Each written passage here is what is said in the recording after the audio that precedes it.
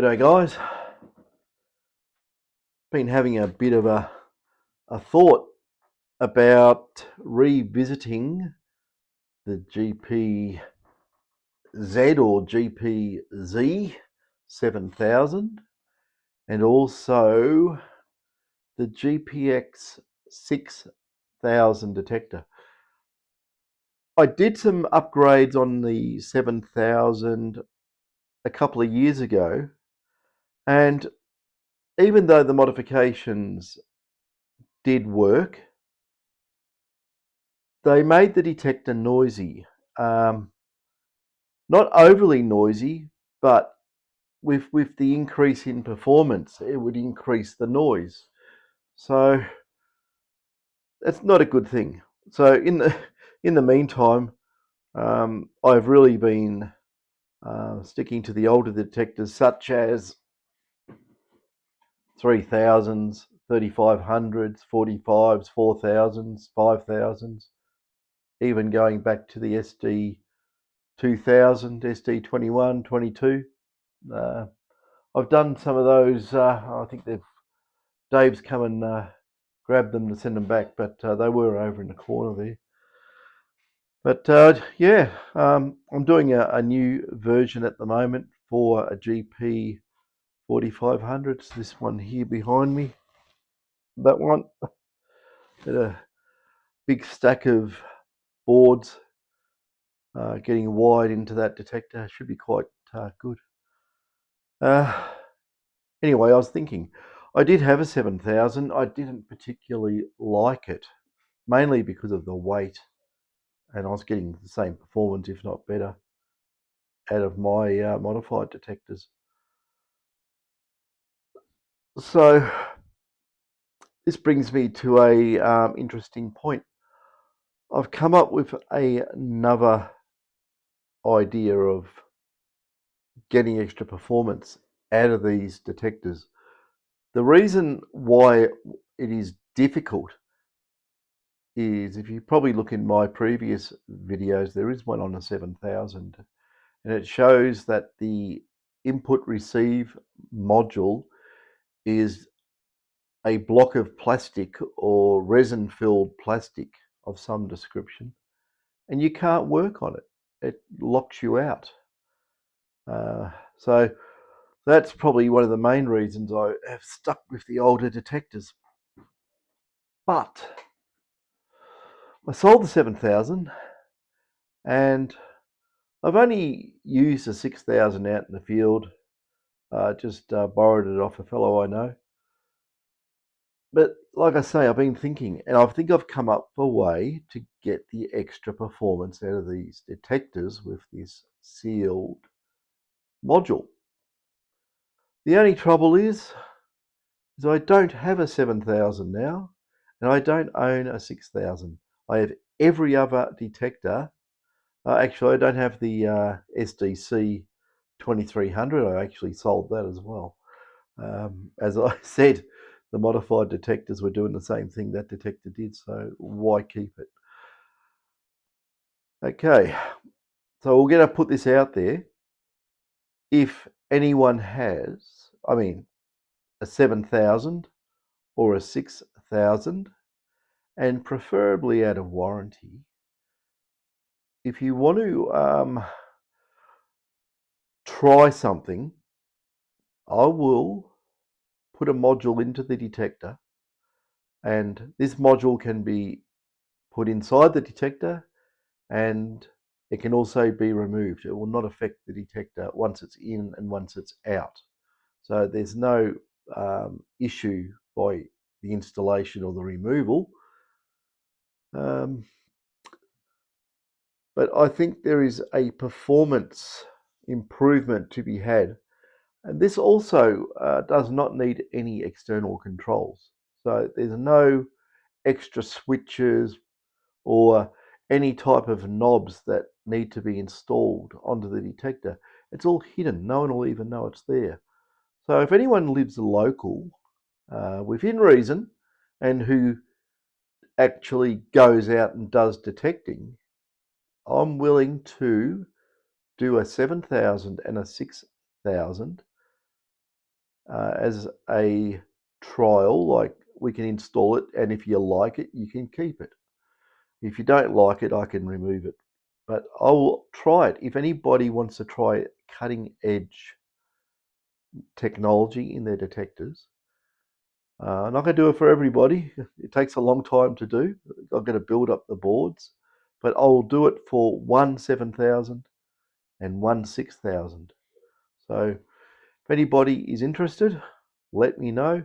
Just go on to detectormods.com, look at the contact details, and send either myself or Dave an email and just say that you're interested. Preferably if you're very close to Ballarat, that would be much better if that's your home base. The reason being that if there's any issues, I can easily rectify it. You know, if you don't like it, I can take it out. If you like it, well, run around, give me the feedback.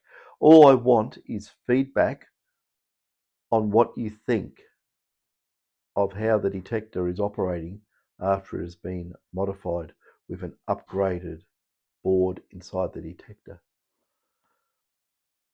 So yeah, apart from that, we're flat out doing the older detectors anyway. I've been just escaped yesterday to go and do some field tests on the 4500 on the no ears, which just reminds me I left it in the car, so I better go get that. It's been sitting in the car overnight. Shouldn't be doing that.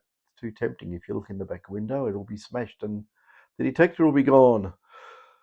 So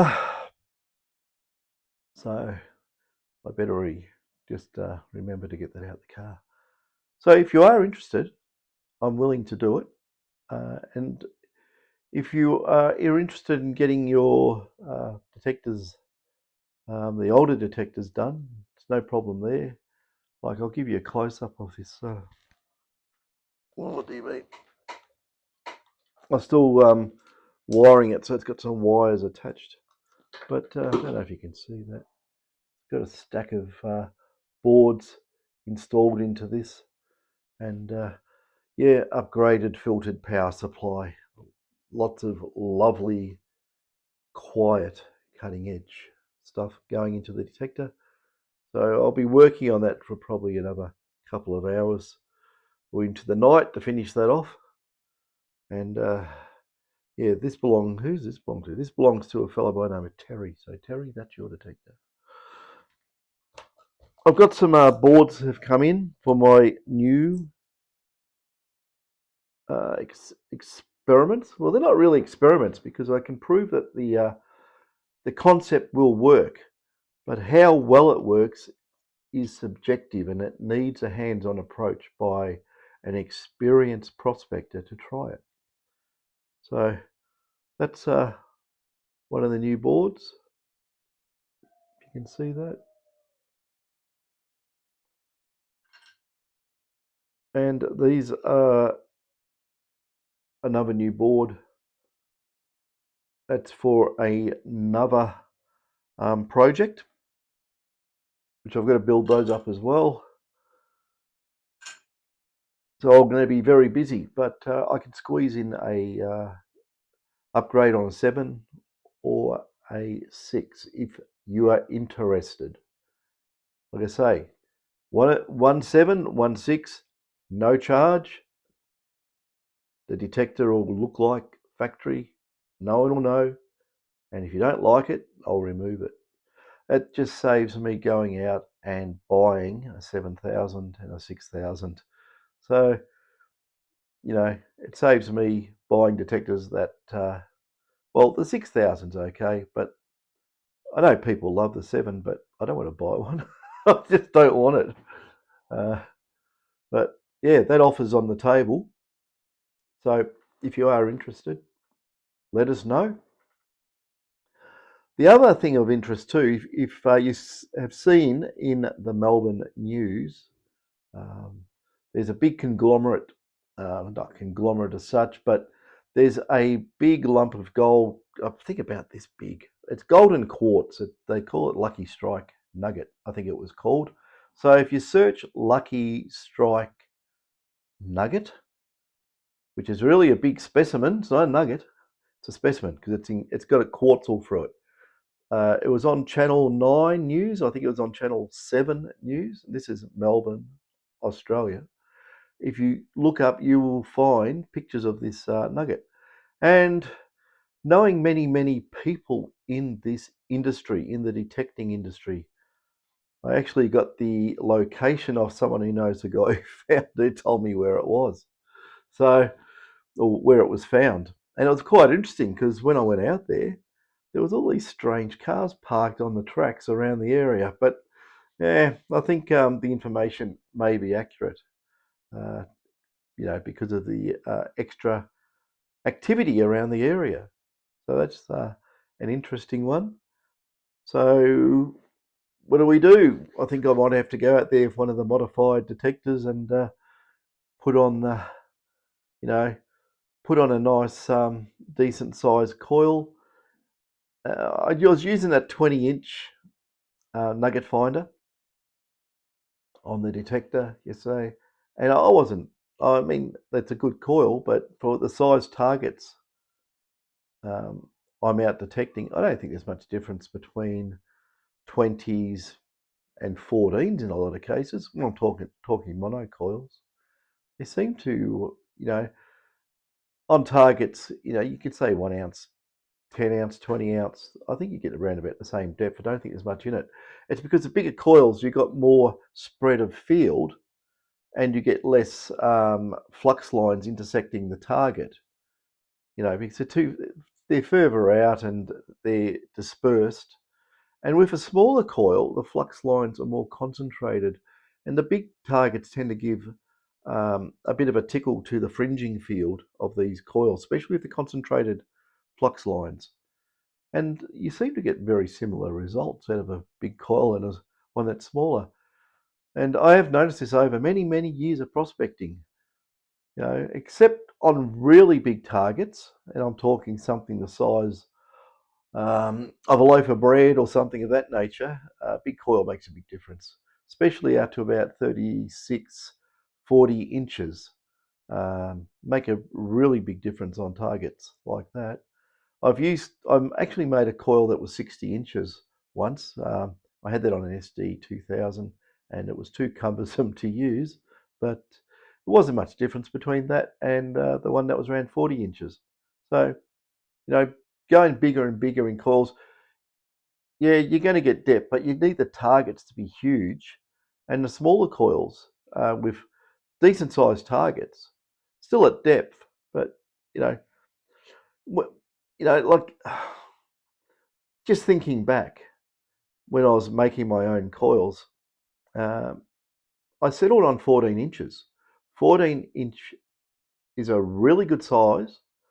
You could go to 16, but 14 was my favourite size, where it would go extremely deep. I proved that at the, you can look at my previous videos, the ones at Talbot at the test site. I've got very big targets in the bottom hole of the test site there, and I'm using 14-inch coils. I'm using 25-inch coils, 20-inch coils, 12-inch coils even, right? And I'm still getting really, really good depth using the smaller coils. It is a real eye-opener, um, but like I say, on really big gold, a big coil, yes, you're going to get a net gain. But when you start going, too large a coil, and you know, gold, say the size of a teacup, which would still be probably 30 or 40 ounces, um, you know, it's better to utilize probably a smaller coil for really big gold, which is, if you could find a welcome stranger or a hand of faith or whatever, uh, yeah, you get away using 30 and 40-inch coils, and you'll definitely get a massive depth increase. But for the gold, common gold, even say, I don't know, up to about 40, 50 ounce slugs of gold, you're probably just better off using something along the lines of a 16 or 18 inch. Unless that, real depth. But you got to remember too, 50 ounces of gold is not very big. So it's not like this big or anything. It's, you know, it's relatively small. You know, 10 ounces, something like that. It's a lot of weight in gold. So you think when people say these, you know, oh, you know, it's a 30-ounce nugget. No, it's not big unless it's a flat plate. Then it makes a difference. If it's sort of flattish, but if it's rounded, you're better off with a smaller coil. Anyway, it's my 2 cents worth. But anyway, the offer stands. Anybody who has a 7 or a 6 who wants to trial and upgrade, yeah, like I say, the offer's there. You know, this could possibly be, you know, the best modification since sliced bread, and you'll be the only one with it for a number of weeks, most likely. So it gives you a head start. But yeah, the offer's out there. Yeah, see what happens. Anyway, enough waffle. Catches.